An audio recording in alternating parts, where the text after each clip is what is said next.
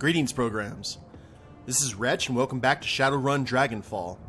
In the last episode, we did the first part of our initiation for Luca Dur, and found out that we're working for an organization known as the Lodge that didn't sound like it had any kind of positive reputation, and I actually sounded kind of like they were a supremacist group. Not exactly sure. We're going to go to the Cafe Circe to talk to Luca and see what exactly is going on with this initiation. We're going to try and find out more about his organization and whether we even want to continue doing this. I feel sorry mostly for our dwarf friend who found out that she is now an inadvertent mass murderer. Wretch, welcome back, and my congratulations on a job well done. If you wanted Aylshire dead, you could have just said so. I'd have taken the job either way. Ooh, no? I'll say, you never said anything about a bomb. Plans changed. They sometimes do. Nature of the business. He reaches into his pocket and produces a slim plastic rod, a cred stick. Is that going to be a problem for you? You know what? We're taking the route of karma. It's a problem. If you can't pay me enough to violate my own principle, or you can't pay me enough to violate my own principles, Dur, then you don't belong in the shadows. This is not a business for bleeding hearts or free thinkers. The people at the top of the ladder are decision makers. People like you and me are nothing more than convenient sets of hands. The true purpose of the run that you just went on was to test your willingness to adapt to change. You're still being tested, by the way. If you work for my organization, you may be asked to do things that you find morally troubling. Sometimes it might even appear that we are lying to you. But you can take comfort in knowing that everything that we request of you is ultimately for the greater good. Greater good.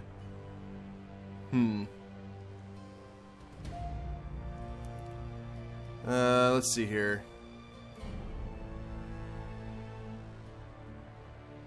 And what is this greater good? Define it for me. You can't see the big picture. I can't either. I am, again, just a mouthpiece. The only ones who know my organization's ultimate ends are its ruling council, and they aren't in the practice of sharing information with their hirelings. But know that they are some of the most intelligent men on this planet, and they place a high priority on social order and stability, and those are good things by anyone's standards. So, he stares you in the eye. What do you think of all that?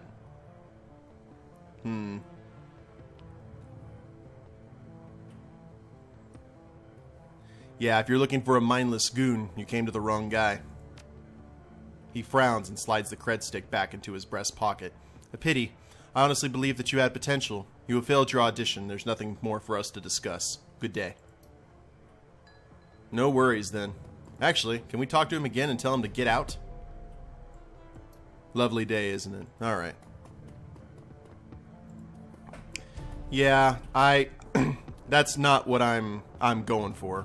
At all, to tell you the God's honest truth about it. Okay, so we went ahead and took care of that, and now we need to notify Amsel about the meeting with Frau Mueller, excuse me. And we only got 2 karma out of that run. I mean, that was a complete bust of a job, but at least I know I'm not going to be doing anything, you know, greater good or anything like that. They just puts a bad taste in my mouth. So let's go ahead and talk to Paul. Welcome back, Wretch. How did the meeting with Frau Mueller go? I accepted the job. Any ideas on how to tackle this? Yes, a few. Frau Mueller has provided us with detailed information on the facility. I vetted the information and it seems to hold up. Based on this intel, I have formulated what I believe will be an effective strategy to bring down the building. Oh yeah, we have to bring down the building once everyone has left. According to Mueller's intel, the facility is extraordinarily well guarded. Wherever this bloodline project is, the Azis have spared no expense to defend it. The facility is patrolled by Az Technology's internal security personnel. On their own, they would pose a challenge, but I don't doubt that you could brute force your way through them. Unfortunately, they will not be on their own. Az Technology has purchased one of Knights Errant's more expensive security contracts as an additional line of defense. So kicking in the front door is out then. Amsel nods. I should say so. I've pulled some strings with an old contact of mine, and he's provided me with the address of a small software developer, OTK International. They write the firmware updates for Knights Errant's comm systems, and their defenses should be considerably weaker than AS Technologies. My contact has informed me that OTK stores an off-site hard copy of every firmware update it develops for data security purposes. My suggestion is this: you hit the offices of OTK International and reduce their computers to slag. In the interim, I will have the hard copy of their next update replaced with a compromised version. When OTK's next update goes live, our compromised version will be pushed out to Knights Errant. When you hit the AS Technology facility, I'll be able to track Knights Errant via their comm links. This should make the run much more manageable. He fishes in his pocket for something. A moment later, he produces a corporate ID with your face on it. This will get you through the front door of the office park that contains OTK International. My contact was only able to provide me with one card, so you'll need to let the rest of your team in through a side door. Well, that sounds like a plan. Very good. OTK's offices aren't far from here. You should take the U-Bahn there when you're ready. This is kind of similar to the Universal Brotherhood from the first game, when I had to sneak in there and then let the team in through a side gate. So let's go ahead and head out. First off, let's check the vendors to make sure that we are going in with the right amount of gear. So like, see, we got almost 10,000 new yen. And that's pretty much all for us to use. Welcome back. Yeah, let's see what she's got. Well, after that last episode, I am really thinking about getting upgrading to the Fuji Virtua X console. Any new same programs? Same armor. But let's go ahead and buy that. We'll confirm. Actually, let's go ahead and sell. Yeah, we'll sell the Renraku Craftwork and buy the Fuji. New all shiny and sparkling deck. And we got our machine gun. Need some... Ooh, actually, let's head to the medical bay because we need to see what exactly that tech was that we bought in a few episodes ago. Some sort of cyber thing, if I recall, and they sent it to the med bay. And we need to head to the hospital anyway to grab one more med pack for the road. I hate dealing with Dr. Escobil here, but might as well. Welcome back. What can I do for you, my friend? I had a piece of headwear shipped here. Could you install it for me? Escobil takes the purchase order from your hand and scans it over. Oh yes, yes, this arrived just this morning. I can certainly install it for you, but it won't be cheap. Tell me how much the damage is going to be. Alphaware pain editor. Where is it? Muscle augmentation, induction data jack.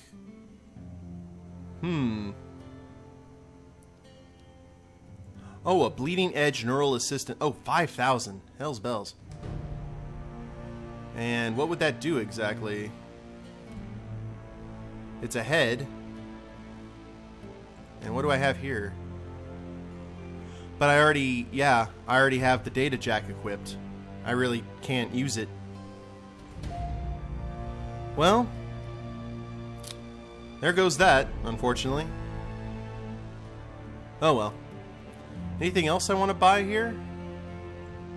That's all headgear. What about the eyes? Data jack concealed inside a cyber eye. Oh, that's kind of cool. Actually, what we could do... Should we go ahead and get Wretch all cybered out? I think that'd be awesome. Let's check. Left arm, induction data jack. Useful for deckers and riggers who don't want to sacrifice valuable headwear space. Yeah.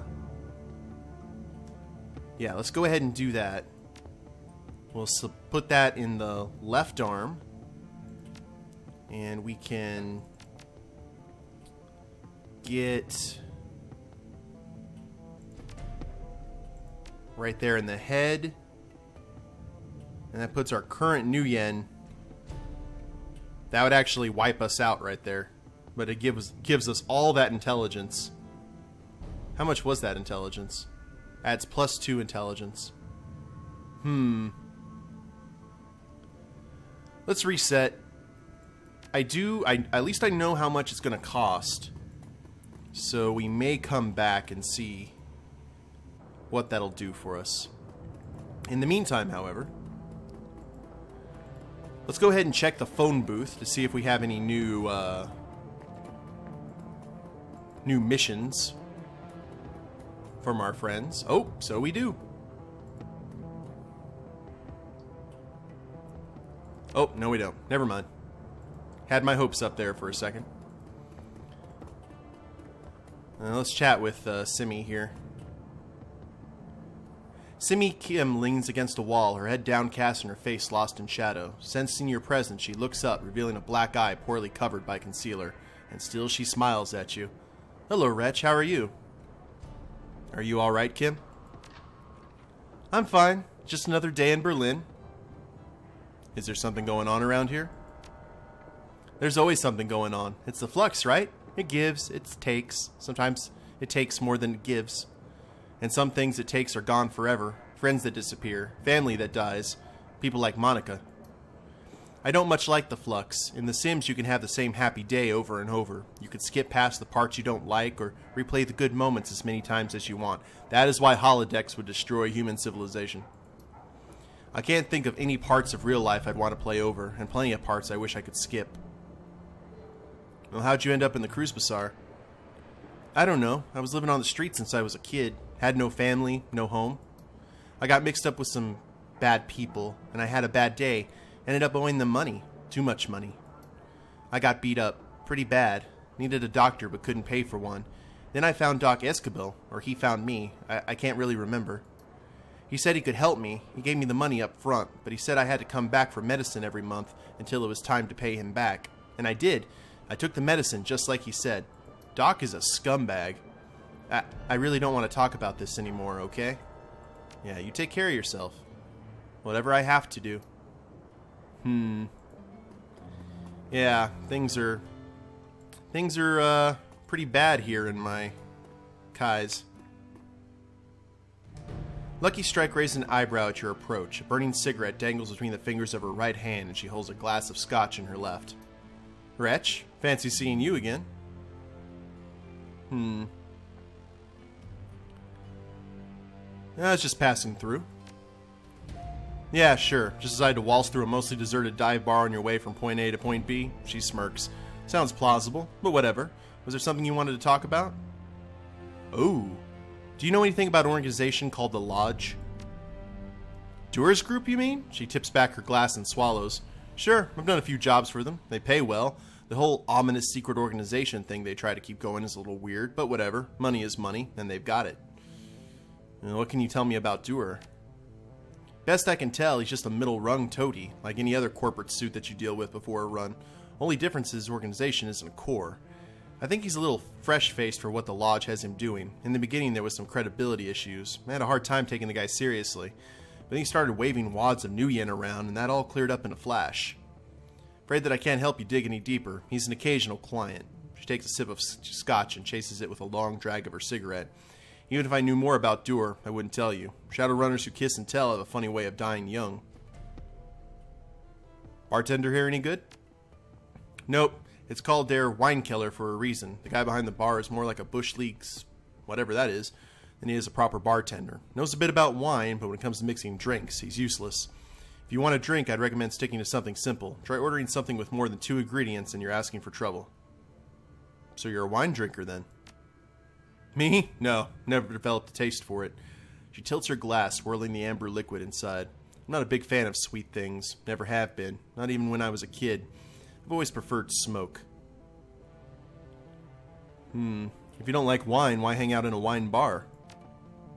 Because it's usually empty in here, and I don't like to be bothered. And as hopeless as the bartender is, it's tough to mess up scotch if you order it neat. Now, do you have another question, or finding much work recently? Yeah, but the Cruise Bazaar isn't the best place to do it. There aren't a ton of jobs out here if you don't have a network. You have a network. Me. She smirks. Not quite. You're a client, not a friend. No offense, mind you, but my crew is back in Midday, and we're doing just fine on the job front. She gestures with her cigarette, the tip glowing red in the gloom. I mostly visit your lovely little kais between runs to restock and relax. Good place for that. Nice and slow-paced. It's... She pauses for a moment to search for a word. Quaint. Don't suppose you'd be interested in taking a permanent position on my team? Well, go ahead and recruit Lucky Strike. I mean, Glory is kind of a charisma vacuum. Don't suppose I would. Like I said, I've got my team of my own. Good people who've earned my loyalty 100 times over. I can do a little moonlighting here and there, but they wouldn't take it kindly if I up and bailed on them. She takes another sip of scotch. Better that stay like this. If you need me for a run, I'm available. You just need to pay me first. Keep things clean and simple. Alright, well I gotta run. See you around. Yeah, see ya. Huh. Well, that's interesting enough. Might want to hire Lucky Strike on the next run, perhaps. Now, I think that's pretty much all the people that we need to talk to. Let's talk to Lane real quick. I like talking to Lane. Even from a distance, it's clear something is not right with Lane. Coming closer, you can see dried blood on his face and clothes, as well as a few discolored blotches that pass for bruises on troll skin. More noticeably, there's some considerable damage to the man's left prosthetic leg, which he now tends to with tools as antiquated as the leg itself. What the hell happened? Nothing. It's nothing. Someone comes at me, thinks me weak, and I show him otherwise. Leaning to one side, Lane's crutch is caked in more blood and what appears to be bits of hair. Now tell me who did this to you. Just a punk with some bad ideas. Forget about it. Are you sure you're alright? I've suffered far worse, as you might imagine. I don't need you or anyone else babying me. Okay, I'll leave you be. That bugs me. Okay, let's talk to Samuel. I bet Alexander's doing about the same. And yeah, same old stuff from Samuel. Thought he might have some information on the lodge. Well, let's go ahead and get the ball rolling on the quest with Frau Mueller. I don't feel bad about dropping the stuff with the lodge. I think that would lead to some bad stuff. Where would you like to travel? So let's head to the OTK International offices. Now, let's see who we have here. Lucky Strike for 250.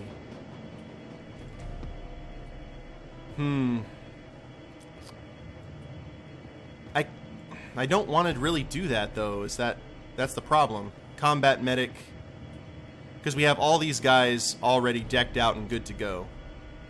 So we're gonna go ahead and use the normal crew. We'll still talk to Lucky Strike, no problem. But yeah. Oh, I forgot to get the med pack for Wretch earlier. Oh well. That's surely not gonna come back and bite me on the butt. What could possibly go wrong? Oh Lord. Now let's get our little mission spec. It's interesting we have to do a job before we actually get to the job. OTK Earwig. OTK International is a small-time software developer, and it shows. The company's main office is crammed up against the back wall of a massive shared office park, surrounded by competing businesses and larger corporations. A steady trickle of dead-eyed wage slaves flows in and out of the complex. The office park's main entrance is overflowing with hired security, but your forged keycard gets you past them easily enough. A few minutes later, you're walking the winding corridors toward OTK International. You're only a few smashed computers away from putting Amsel's plan into motion. Oh, if only Drawl were here. He'd love to smash computers. And that was, yeah, is that pretty much everything that we had in the stash? Oh, we have a, okay, cool. We do have some med kits in the stash. So everything's coming up Millhouse.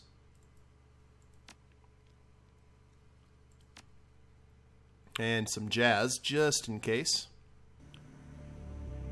You have karma available to improve your character's attributes and skills. Not a whole lot. I only got 3. Passing through the main doors of OTK International, you find yourself in a stretch of industrial hallway. Apparently, the company is too small to warrant such amenities as a lobby or a greeting area. The rest of your team is waiting for you at OTK's side entrance, outside of the office park and beyond the reach of building security. Letting them in should be as easy as opening a service door. Which I'm sure it will be. Yeah, this game is all about the easy way. And of course I'm going to explore, because that's what I do. Because you never know. As you pass by the open door, I thought we were about to get shot. You see a middle-aged wage slave working at a console. His back is facing the doorway and he doesn't seem to have noticed you.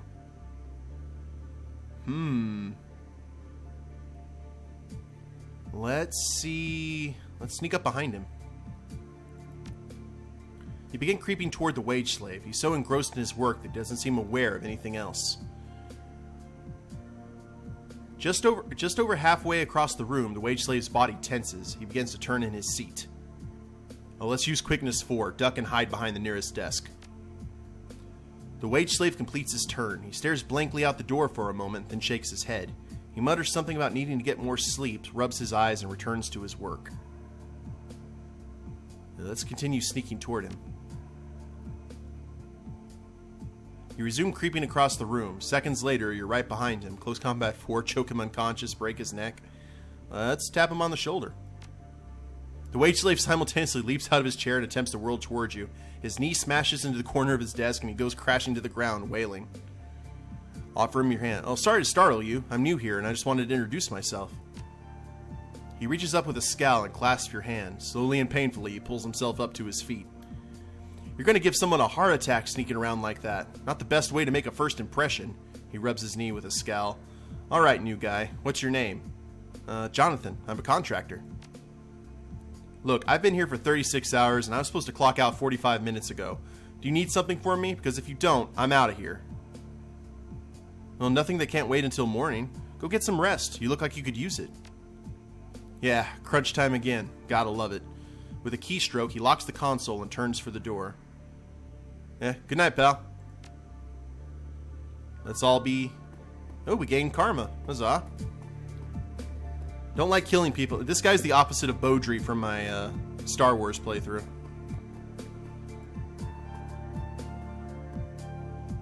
Now, we may have complicated things a little bit, but that's kind of just what happens.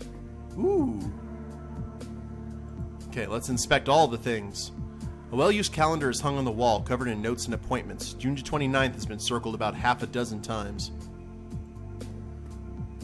The filing cabinets have all been labeled in neat block printing by hand. They're all locked.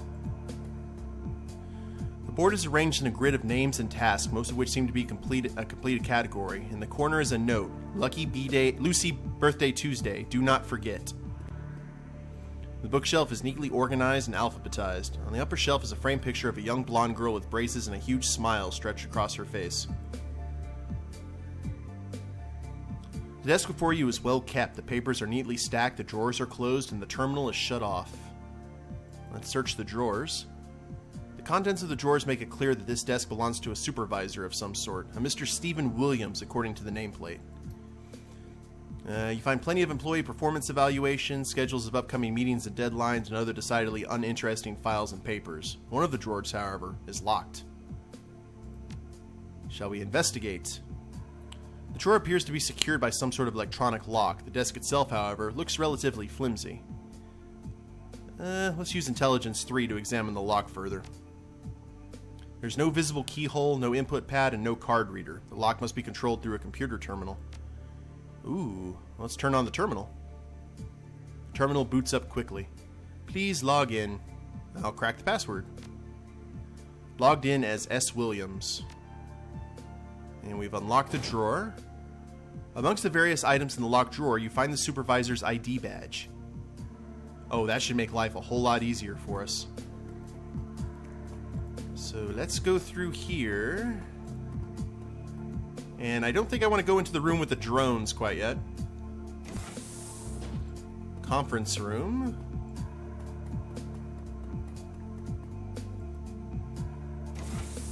executive. Okay, it's nice. It's dark in here. Well, yeah, let's go ahead and search some. Anything? Okay, we can jack into the Matrix from there. That's cool. Let's go around here. And those drones are gonna bug me. And this is the open... Okay, this is to let the team in, I think. Okay, we reunited with the team. Lead the way. Let's go, guys.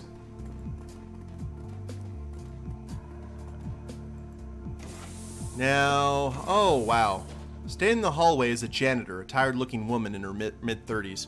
She's staring at you, her eyes wide with surprise. You can help but notice the alarm panel set into the wall just behind her. With a flick of her wrist, she can make your job infinitely more complicated. Oh, excuse me. You startled me there. Of course we did. A look of confusion crosses the janitor's face as her eyes flit to you, to your teammates, to the door that you just let them in through. You're suddenly aware of how very out of place you look in this building, and the furrow in the janitor's brow tells you that she's made the same observation.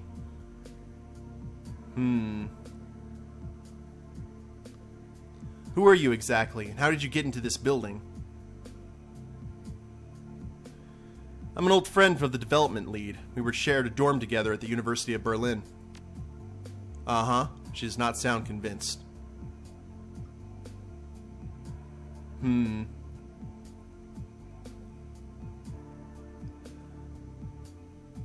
Let's see here. Well, you know, things don't go smooth during these runs. That's just how it is. Now, let's see. Let's try and bribe. How much will it cost me to get you to step away from that alarm? I can pay. Yeah, look, if you wouldn't mind hanging out right here, I think the security might like to have a word with you. She begins to turn toward the alarm panel set into the wall. Oh, man. Alright, well, I don't like killing innocents, but this happened, so... Well, no, let's give her a chance. Trip that alarm and you're a dead woman. The janitor freezes in her tracks, her eyes wide with panic. She raises her arms at her sides.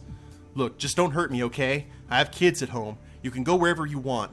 She looks like a deer caught in the headlights of an oncoming truck. Through the glare of the room's halogen lighting, you can see that her eyes are brimming with tears. Please? I'm not getting paid to kill you, so unless you do something stupid, you'll be just fine. Just shut up and sit in the corner, okay? She nods, tears streaming down her cheeks. From her body language alone, you can tell that she's petrified.